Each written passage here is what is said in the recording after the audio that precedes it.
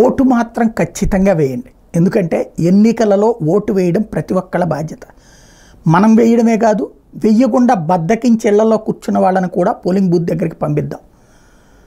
ఆంధ్రప్రదేశ్ అనినే కాదు, భారతదేశం అనే కాదు, ఎక్కడైనా సరే పౌరులకి హక్కులు ఉన్నాయి. ఈ హక్కులకి తోడు బాధ్యత ఉంటుంది. హక్కులు అనుభవిస్తున్న మనం మన బాధ్యతగా ఓటు వేయాలి. ఎవరికైనా వేసుకోవచ్చు. అది కూటమికి వేస్తామా, కాంగ్రెస్ కూటమికి వేస్తామా, ఎన్డీఏ కూటమికి వేస్తామా, వైఎస్ఆర్ కాంగ్రెస్ పార్టీకి వేస్తామా, మన ఇష్టం. బట్ ఓటు హక్కు వినియోగించుకోవాల్సి ఉంది.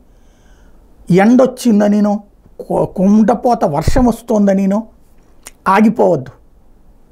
మీకు ఏ ప్రభుత్వం వస్తే మంచి జరుగుతుంది, లేకపోతే మీకు మంచి కావాలా, లేదా రాష్ట్రానికి మంచి కావాలా, దేశానికి మంచి కావాలా, ఎవరొస్తే దేశానికి మంచిది, ఎవరొస్తే రాష్ట్రానికి మంచిది అని మీరు అనుకుంటున్నారు, వాళ్ళకే ఓటేయండి.